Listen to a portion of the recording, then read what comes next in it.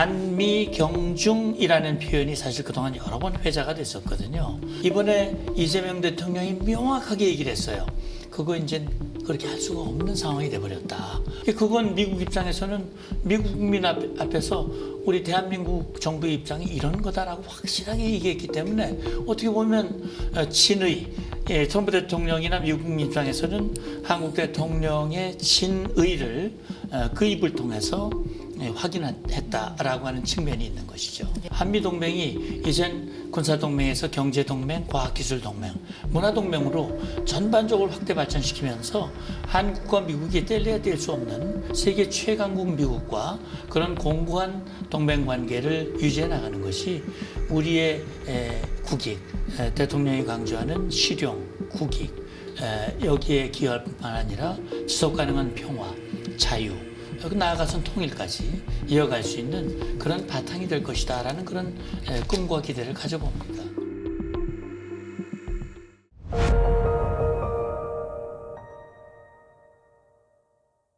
오늘 사실은 여쭤보고 싶은 질문이 참 많은데 일단은 첫 질문은 총평으로 한번 가름을 해볼까 합니다. 네, 우리 국민은 물론이고 전 세계가 관심을 가지고 있었죠. 특히나 트럼프 대통령 이기 행정부 출범 이후에 이제 트럼프 대통령이 미국을 다시 위대하게 마가 프로젝트를 추진하면서 관세 전쟁을 하고 있지 않습니까?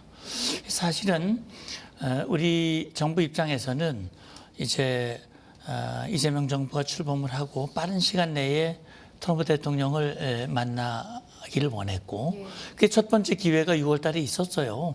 그런데 G7 정상회의에서 트럼프 대통령이 일찍 귀국하는 바람에 이제 이게 이루어지질 못했고 이후에 또 나토 정상회의 기회가 있었지만 우리가 또 여러 가지 이유로 인해서 참석을 못하는 바람에 결국 이제 이번에 82일 만에 이제 만남이 이루어졌는데 걱정도 많았죠. 왜냐하면 워낙 다루어야 할 의제 자체가 무거웠잖아요. 안보 문제도 있고 경제 문제도 있었고 거기에다가 사실 그 상황 자체가 썩 좋지 않았거든요. 이를테면 이런 거죠. 지금 이제 우리 정부가 6월 달에 새 정부가 들어왔지만 새 정부가 기본적으로 보면 이제 야당 시절에 뭐 미국보다는 좀 중국 쪽에 조금 친한 것 같고 또 북한 쪽에 좀 친한 것 같고 그래서 우리 편이 많은가 미국이 그런 어떤 의구심이 잃었던 것도 사실이거든요. 그래서 그러한 그런 환경 속에서 이번 회담이 열렸어요. 그래서 걱정도 있었지만 일단 결과적으로 보면 총평을 물으셨기 때문에 외형적으로 보면 상당히 잘 끝난 회담이다 이런 생각이 들어요. 그래서 어쨌든 첫 정상회담이었기 때문에 일단 만나서 소통을 할 수 있었지 않습니까? 그리고 여러 가지 현안들을 놓고 또 공감대를 형성을 하고 그리고 어떻게 보면 신뢰의 출발이라고 저는 봐요. 동맹이 중요한 게 신뢰인데 그런 차원에서 봤을 때는 이번 정상회담이 사실상 공동 성명도 없었고 공동 기자회견도 없었고 구체적인 수치가 나오는 것이 없었기 때문에 이건 뭐지?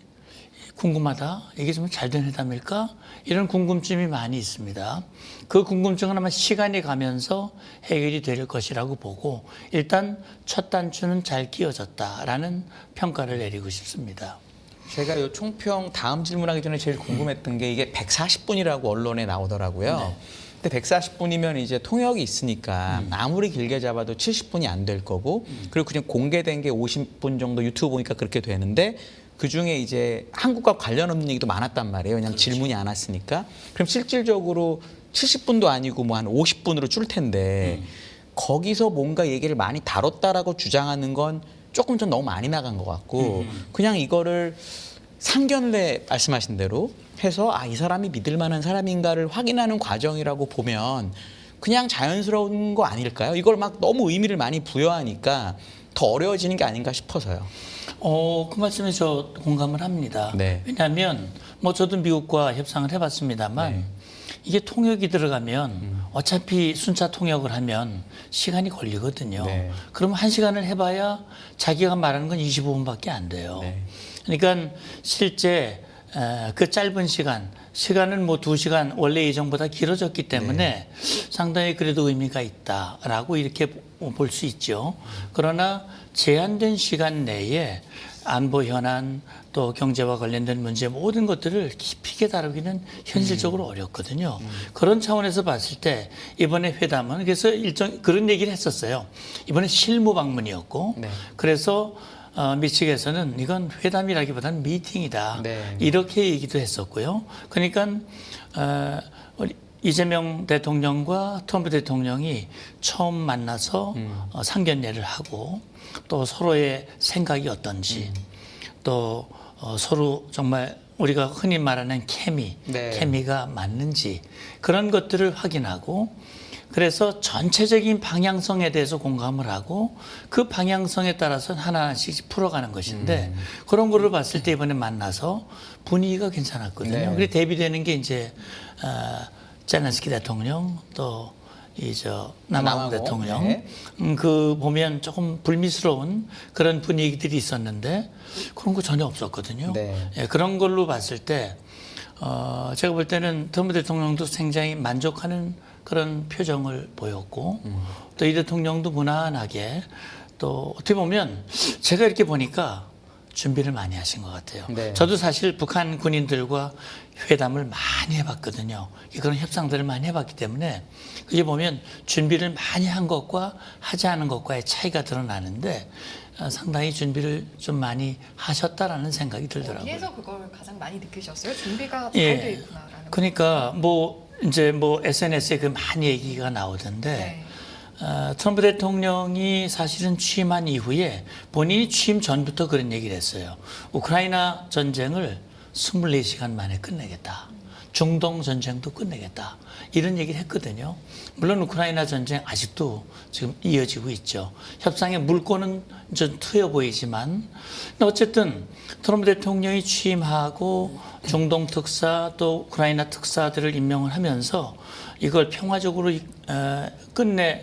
정리하고자 하는 그런 노력들이 하나하나 성과를 보이고 있거든요. 그러니까 우크라이나 전쟁도 그렇고 중동도 일단 아직은 계속되고 있습니다만 그렇고 그리고 또 인도 파키스탄 전쟁도 그렇고 최근에 태국하고 또 캄보디아입니까? 거기 분쟁도 중재해서 마무리를 지었고 이런 전반적으로 봤을 때 이 대통령이 평화라는 표현을 썼거든요. 그래서 이 평화를 위해서 많이 애를 쓰시고 실제 평화가 왔고 또 트럼프 대통령이 애써 주시기 때문에 한반도도 지금 평화를 지금 갈구하고 있는데 그래서 피스 메이커가 돼달라. 김정은 만나가지고 그리고 그러면 자기는 페이스 메이커가 되겠다. 거기에 비판하는 분들도 있습니다. 우리 운전대를 왜 미국에다 맡기느냐.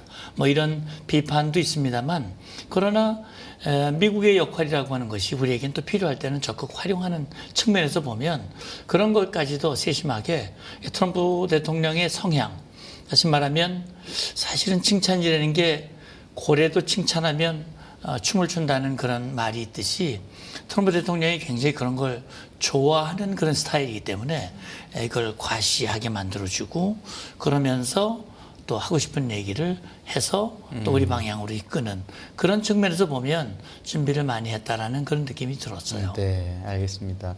그 오픈된 내용들이 그렇게 많지는 않지만 저희 첫 번째 질문도 이거 사실 오늘도 언론에 많이 나왔었는데 이 평택기지의 이제 소유권에 대한 얘기가 있었잖아요. 요거 어떻게 아세요, 박사님은? 저도 이제 기자들 질문 많이 받았어요. 전화가 많이 오더라고요. 이제 제 견해들을 쭉 인터뷰하면서 얘기를 좀 해줬고 이제 기사로 많이 나오기도 했는데 사실 제가 한미동맹 문제를 많이 다뤄봤고 했지만 미국 대통령이 주한미군 기지 소유권을 언급한 건 사실 처음이거든요. 깜짝 놀랐어요. 어떻게 저런 얘기를 할 수가 있지? 그런데 이제 그 얘기가 이 소유권을 가져오는 모습을 보고 싶다라는 그런 언급을 했어요. 그러니까 그걸 이제 어떻게 해석을 해야 될지 이게 이제 문제인데 일단 가능성부터 말씀을 드리면 저는 가능성은 희박하다고 생각을 합니다. 왜 그러냐면 이게 지금 주한미군의 주둔은 어디에 근거를 두고 있느냐? 한미 상호 방위 조약에 네. 근거를 두고 있어요. 그 한미 상호 방위 조약에는 4조에 그렇게 돼 있어요. 미국은 한반도에 미군을 주둔하고 한국은 이걸 허여한다라고 돼 있거든요. 그걸 이제 동의하고 그 필요한 것들을 제공하는 것인데, 그래서 주한 미군이 필요한 토지라든지 이런 것들을 우리가 그동안 제공을 했죠. 무상으로 제공을 한 겁니다. 그냥 미군 들어와서 그냥 임대료 안 내고 그냥 쓴 거예요. 그런데 오늘 트럼프 대통령은 다른 얘기를 했어요. 임대료를 비싸게 내고 있다라고 얘기를 했어요. 그리고 기지를 당신들이 돈을 엄청 많이 들여가지고 기지를 조성했기 때문에 그 소유권을 우리가 갖고 싶다 그러는데 그 사실 다르거든요. 그렇기 때문에 지금 사실과 다른 얘기를 하면서 소유권을 언급을 한 거예요.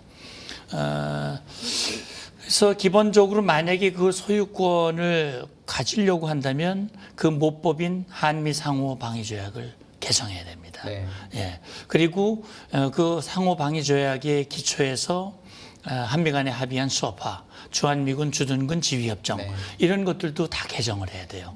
예. 그런데 뭐 여러 전문가들이 그 견해를 밝힌 거 저도 봤거든요. 네.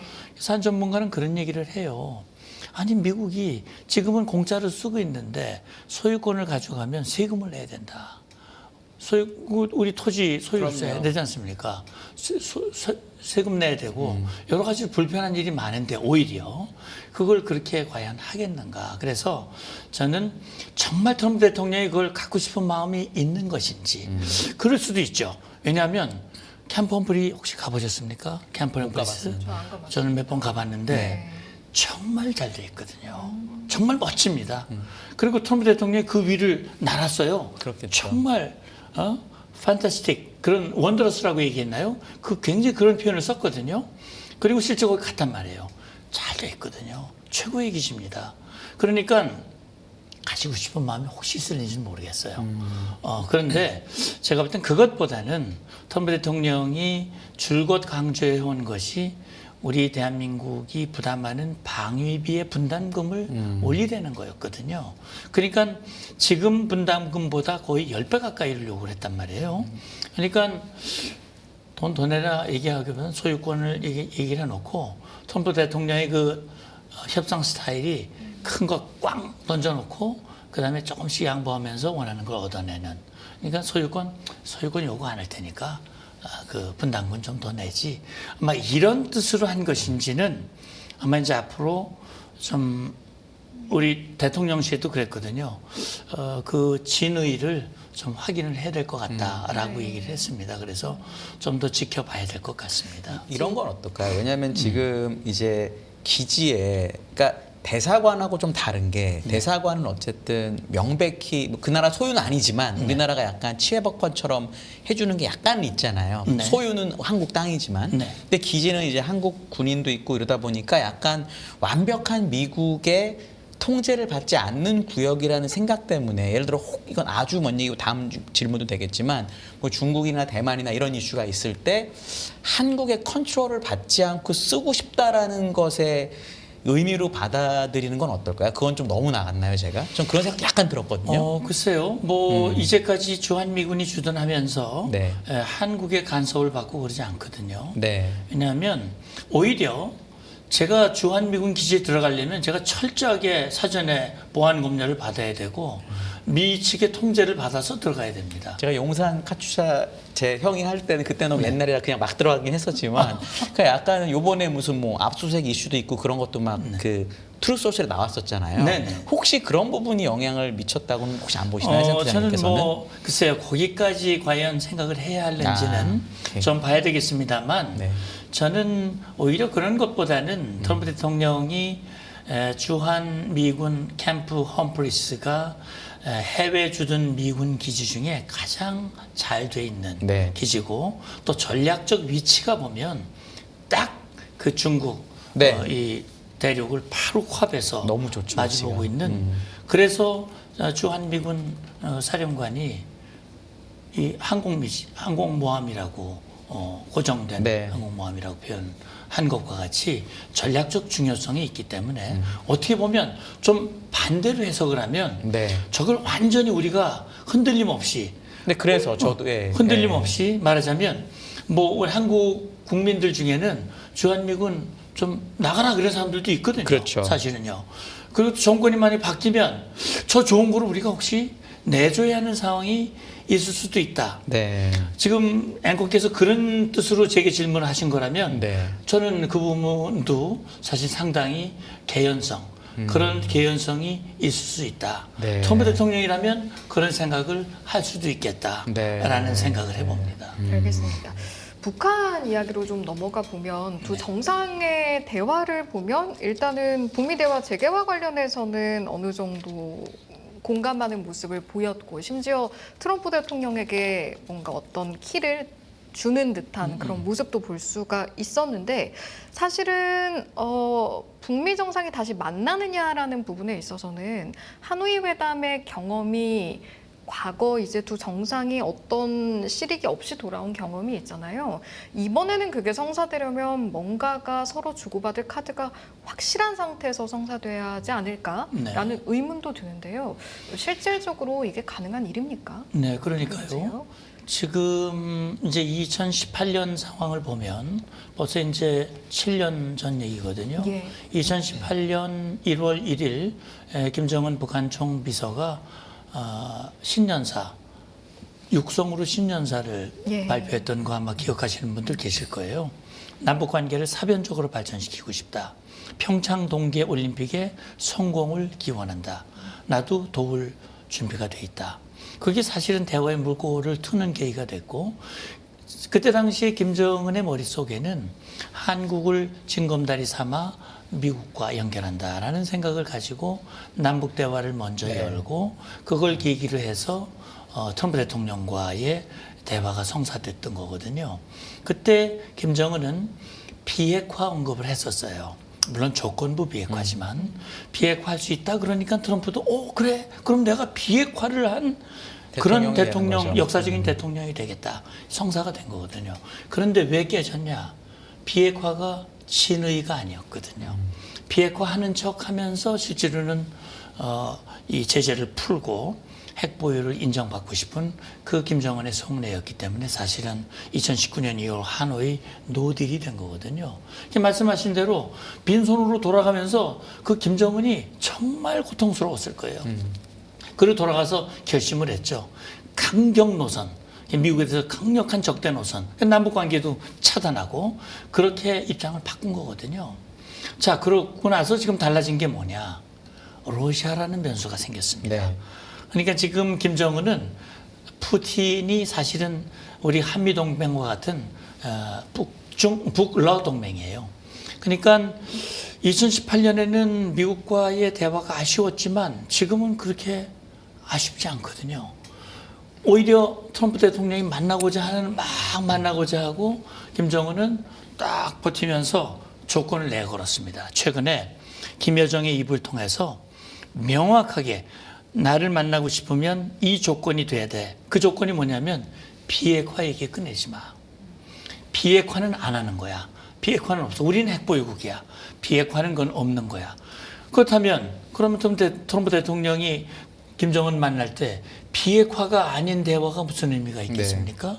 비핵화가 돼야 한반도에 평화가 오는 건데 사실 이재명 대통령도 비핵화가 돼야 평화가 오는 것이고 평화가 와야 정말 공동 번영이 가능한 것인데 그런 걸로 봤을 때 지금 상황에서 보면 지금 북한의 주장 그다음에 7년 전의 상황과의 변화 이런 것들을 고려해 봤을 때는 사실 쉽지 않다라는 생각이 듭니다. 그러나 최근에 이재명 대통령이 비핵화까지 가는 데 있어서 좀 단계를 나눴어요. 그래서 동결, 축소, 비핵화 이렇게 얘기를 했는데 뭐 그냥 초장에는 비핵화 얘기 안 꺼내고 그냥 동결하는 정도로만 해서 만나자. 그렇게 좀 해서 그냥 만남이 이루어진다면 뭐 혹시 그런 만남은 혹시 이루어질지 모르겠어요. 그냥 서로가 비핵화라고 하는 거는 주머니에 집어넣고 이제 뭔가 북한에게 경제적 실익도 주면서 뭐 일부 동결하고 이게 소위 말하는 스몰 딜이거든요. 그러긴 비핵화가 정말 물 건너갈 수도 있다. 예, 그런 부분들이 지금 우려하고 있는 부분인 건 맞습니다. 그럼 이제 북한의 비핵화가 어려워졌기 때문에 오늘 그 새 실장 제가 발표도 아주 잠깐 봤는데 네. 그래서 원자력 협정 관련된 협의도 할 수 있다는 식으로 얘기가 나왔다고 저는 봤거든요. 네. 그럼 이게 그러면 장기적으로 북한은 핵을 동결시키고 우리는 핵을 개발하는 쪽으로 갈 수도 있다는 뜻인가요? 아니면 그건 택도 없는 얘기인가요? 이제 사실은 지금 미국의 입장으로 보면 택도 없는 얘기가 맞습니다. 워낙 싫어했으니까요. 왜냐하면 미국의 정책이 두 가지예요. 하나는 핵 비확산입니다. 비확산이 하나고 하나는 핵에 대한 대응이 또 하나입니다. 예, 대확산이라고 그러거든요. 비확산과 대확산이 미국의 정책입니다. 그러니까 북한에 대해서 완전한 비핵화를 요구하는 게 이 비확산이거든요. 대확산은 북한의 핵 위협에 대해서 한국에 대해서 확장 억제를 제공하고 해구산을 제공하고 그다음에 그 신뢰성과 실효성을 높이고 이게 이제 대확산이거든요. 그러니까 한국에 대해서 북한의 핵 위협에 대해서 미국이 억제력을 제공해 주는 건 할 수 있지만 한국이 핵을 가진다? 이거는 no. 비확산 정책에 어긋나는 거야. 그러니까 그건 미국이 한국에 대해서 재처리도 못하게 하고 그다음에 농축도 아주 저급한 수준의 농축만 허용해 주는 그게 이제 지금 한미 원자력 네. 협정이거든요. 그런데 이제 조금 희망적인 그런 느낌은 들어요. 네. 왜 그러냐면 원자력 협력에 대해서 이제 물꼬를 트기 시작했다. 이 원자력 협력이 이제 어떻게 보면 최근에 우리가 체코에 원전을 수출하고 그게 이제 미국에 관련된 기업으로부터 이제 네. 그러니까 문제를 웨스팅하우스한테 이제 네. 문제를 제기하고 그래가지고 이게 원천 기술이 이제 미국에게 있다 뭐 이런 것들이 있었는데 어쨌든 이 원자력 협력은 그것도 포함이 되겠죠. 그리고 지금 우리에게 처한 거는 핵 잠재력을 갖는 것도 문제지만 더 시급한 것은 지금 사용 후 핵 연료가 막 쌓여져 가고 방사성 그 폐기물 이 처리 문제가 있기 때문에 이걸 재처리하면 엄청난 생산성이 네. 올라가는 거거든요. 그런 차원에서 지금 일본에 그거 허용하고 있거든요. 네, 맞습니다. 그래서 우리에게도 그런 걸 허용을 해줄 수 있으면 미국이 한미 동맹에 있어서 한미 동맹을 현대화하려는 건 한국의 역량을 높이고 한국의 역할을 확대하라는 얘기인데 역량을 높이는 것 중에 하나가 그 분야거든요. 네. 그 분야의 역량을 높이면 말은 안 해도 그 역량이 높아지면 북한에 대한 억제력이 강화되는 것이거든요. 그런 차원에서 봤을 때 저는 말은 우리가 뭐 핵 잠재 역량을 가질 수 있게 돼서라는 말을 안 하더라도 우리가 평화적 이용의 이 범위를 확대하면 자연스럽게 따라오는 것이기 때문에 네. 저는 그 부분에 대해서 우리가 미국에게 저는 그 전례가 있는 거예요. 뭐냐면 우리가 한미 미사일 협정이라는 게 있었거든요. 예. 미사일 협정에 의해서 우리가 철저히 탄두의 무게와 사거리를 통제받아 왔어요. 근데 이게 어느 순간 다 해제가 됐거든요. 이제 우리는 그래서 현무5라고 하는 괴물 미사일까지 가게 됐어요. 그러니까 이거는 엄청난 무게를 가지고 있거든요. 탄두 무게가. 근데 탄두 무게를 줄이면 이게 수천 킬로미터 날아갈 수가 있습니다. 그럼 이게 굉장한 억제력이거든요. 이건 어떻게 보면 우리의 힘이 강해짐으로써 동맹의 힘이 강해지고 한미일 안보 협력의 힘이 강해지고 나아가서 미국이 원하는 인도 태평양 전략에도 기여할 수 있다고 하는 차원에서 저는 그런 차원에서 지금 한미 원자력 협력의 강화는 사실 그렇게 기대 섞인 희망을 가질 수도 있지 않을까라는 생각을 해보는 겁니다. 네. 동맹이란 측면에서는 사실은 한, 미, 일 이렇게 3자가 앞으로 어떻게 관계를 가져가느냐 여기서 우리가 주목해 볼 부분도 있을 텐데 사실은 이번에 방미를 하기 전에 방일을 했다. 그리고 그때 나온 말의 온도들, 나오는 이야기들, 거기서 또 함의하는 내용들이 있을 것 같거든요. 이번에 쭉 나오는 그 새 정상들의 이야기와 온도를 봤을 때 한미일 관계 앞으로 좀 어떻게 될 거라고 보시는지요? 예, 저는 사실은요, 지금 이재명 정부가 들어오기 전에 사실 좀 이재명 대통령이 당선이 되고 좀 걱정이 됐었거든요. 왜냐하면 네. 이전 민주당 정부 때 한일 관계가 굉장히 불편했었잖아요. 그래서 그때 제가 느끼기에는 한일 관계가 이보다 더 나쁠 수는 없다라는 정도로 안 좋았어요. 근데 그걸 제일 불편한 눈으로 바라보는 나라가 바로 미국이거든요. 네. 미국은 한미 동맹, 미일 동맹을 갖고 있지만 한일 관계가 좋아야 한미일 안보 협력이 가능한 거거든요.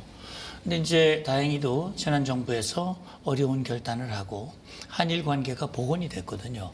그러면서 아시다시피 2023년 8월 캠프 데이비드에서 한미일 정상이 만났고 거기서 중요한 3가지 문건에 합의했고 그것이 지금 제도화돼 가고 있거든요. 그래서 사실은 트럼프 대통령이 들어오면서 그거 좀 흐트러지는 거 아닌가. 왜냐면 전 정부에서 만든 거니까.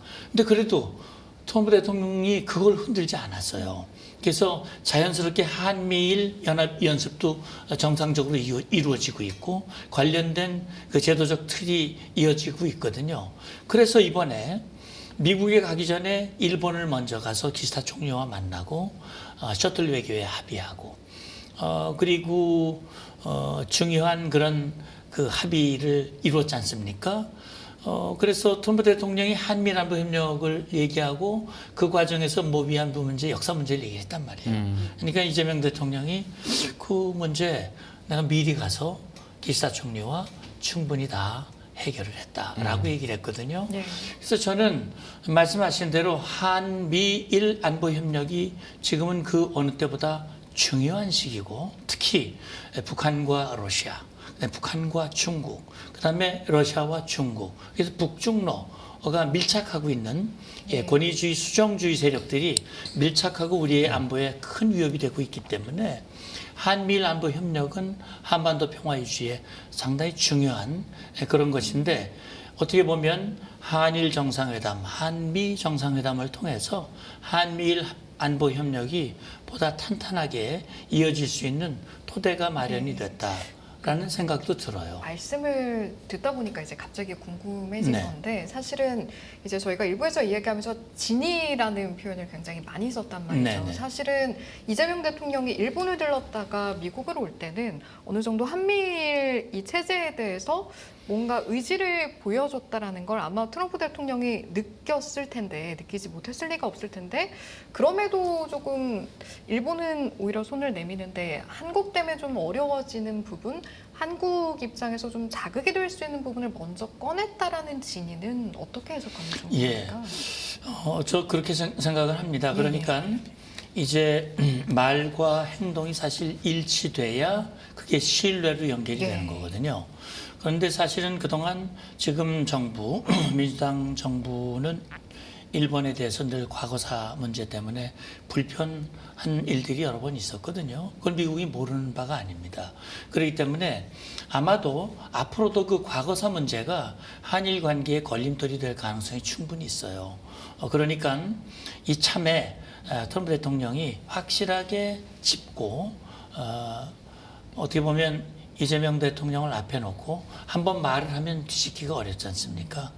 그래서 이번에 어떻게 보면 트럼프로서는요, 이재명 대통령의 입을 통해서 한일 관계를 확실하게 발전시키겠다라고 하는 점, 또 한 가지, 아직 얘기는 안 나왔지만 중국 얘기 하실 겁니까? 중국 얘기, 그 안미 경중이라는 표현이 사실 그동안 여러 번 회자가 됐었거든요. 그러니까 안보는 미국에, 경제는 중국에. 그래서 사실 미국의 전문가들이 그거 안 되는 일이야. 그렇게 하면 안 돼. 라고 얘기를 했는데 이번에 이재명 대통령이 명확하게 얘기를 했어요. 그거 이제 그렇게 할 수가 없는 상황이 돼버렸다. 라고 얘기를 했거든요. 그건 미국 입장에서는 미국 국민 앞에서 우리 대한민국 정부의 입장이 이런 거다라고 확실하게 얘기했기 때문에 어떻게 보면 친의, 트럼프 대통령이나 미국 국민 입장에서는 한국 대통령의 친의를 그 입을 통해서 확인했다라고 하는 측면이 있는 것이죠. 네, 알겠습니다. 원래 뭐 대표님 더 잘 아시지만 미국은 원래 일본하고 훨씬 친해서 저는 뭐 너무 당연하다고 사실 생각을 하고요. 미국에서 그 이상 말이 나올 수는 없는 것 같고 중국 얘기 하셨는데 10월에 에이펙에서 이제 올 수 있다라고 얘기는 했고, 근데 얘기 들리는 건 시진핑 주석은 못 올 것 같다라는 얘기가 막 뉴스에 나오잖아요. 그러면 에이펙에서 결국 다시 한국하고 미국만 만나는 거냐? 아니면 혹시라도 뭐 북한에서 오든지 중국에서 오든지 해가지고 이렇게 많이 만나서 이게 되는 거냐에 대한 건 어떻게 생각하세요? 일단 기본적으로 북한이 오는 건 아마 어려울 겁니다. 네. 북한이 스스로 얘기를 했거든요. 네. 그건 뭐 좀 허황된 네. 그런 이야기다라고 이미 선을 그었고, 또 김정은은 지난 5월 달에 좋은 기회가 있었어요. 러시아의 전승절 국제 무대에 대비할 수 있는 좋은 네. 기회가 있었지만 안 갔거든요. 아직은 김정은이 국제 무대에 그렇게 올 준비는 안 돼 있어 보이고요. 다만 시진핑 주석은 전 올 가능성이 저는 있다고 봅니다. 왜냐하면 일단 트럼프 대통령과 자연스럽게 만날 수 있는 기회가 되는 거거든요. 그리고 중국은요, 사실 말로는 그렇지만 중국은 한국과 일본과의 관계를 잘 관리하기를 원해요. 그렇죠. 왜냐하면 한국과 일본이 너무 미국 쪽으로 치우치는 것을 원치 않거든요. 그렇다면 중국 입장에서도 한국과 일본을 어느 정도 중국 쪽으로 끌어당기고자 하는 그런 마음이 있거든요. 그렇기 때문에 한중일 3자 회담을 작년부터 다시 재개를 했어요. 그래서 물론 시진핑 주석이 직접 오지는 않았습니다만 한중일 정상회의가 있었고, 제가 볼 때는 아마 에이펙 정상회담에 일본 정상은 당연히 올 것이고, 오겠죠. 그리고 트럼프 대통령도 본인이 올 것을 말씀을 했기 때문에 저는 자연스럽게 시진핑 주석이 온다면 미국, 중국, 일본, 한국 이렇게 자연스럽게 정상들이 만날 수 있는 그런 자리가 될 수 있겠다. 그렇게 된다면 우리 입장에서는 에이펙의 성과도 국대화시키고 우리가 또 한미동맹, 한미남북협력, 또 한중관계도 관리할 수 있는 그런 좋은 기회가 될 수 있겠다라는 그런 생각이 듭니다. 예, 사실은 이제 양자회담이 아니라 다자일 때는 깊이는 좀 떨어질 수밖에 없는데 실질적으로 그럼에도 불구하고 어떤 앞으로 관계를 만들어 나가는 데 있어서는 좋은 계기가 될 수 있다 정도로는 판단을 하시는 거예요. 예, 그렇습니다. 그러니까 어차피 양자회담 또는 3자 회담 사실 그렇게 별도로 만나는 만남이 사실은 더 의미가 있죠. 더 깊이 있게 얘기를 나눌 수 있고. 그러나 또 다자회담을 계기로 해서 에이펙 정상회의를 하면서 거기서 시간을 내서 따로 한미 간 또는 한일 간 또는 한미일 3자가 또는 뭐 4자가 그리고 또 오게 된다면 트럼프 대통령과 시진핑 주석이 만난다면 이건 또 어떻게 보면 APEC보다 더 크게 관심이 그렇겠죠. 가게 되는 네네. 결과가 될 수도 있어요. 그런 차원에서 봤을 때 APEC은 사실 중국 입장에서도 먼 데서 하는 것도 아니고 가까운데 또 시진핑 주석이 한국을 방문한 지가 꽤 오래됐거든요.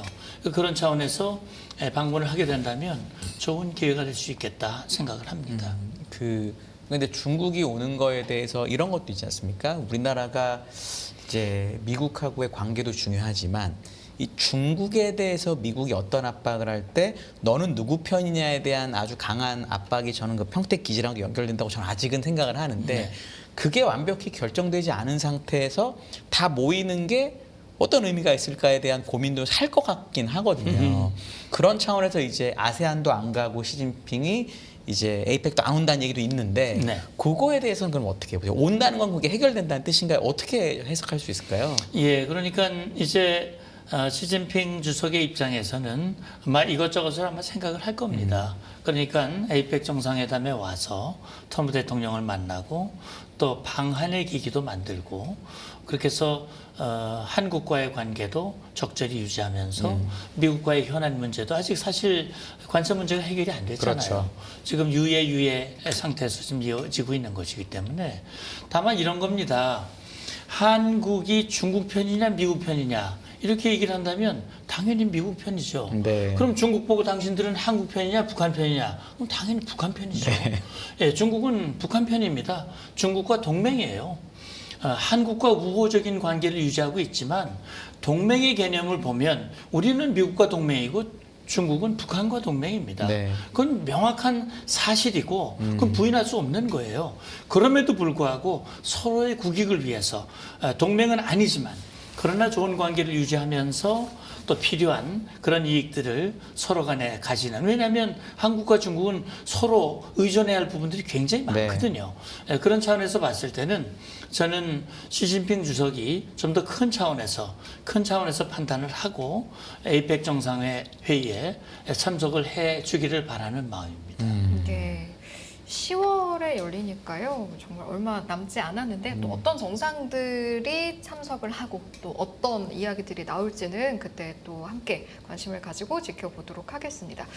자, 이제 1부 서서히 마무리할 시간이 다가오고 있는데 사실은 이제 앞서 여쭤봐야 되는 내용이긴 했는데 한미 동맹 관련해서 이제 저희가 또 경제 채널이다 보니까 네네.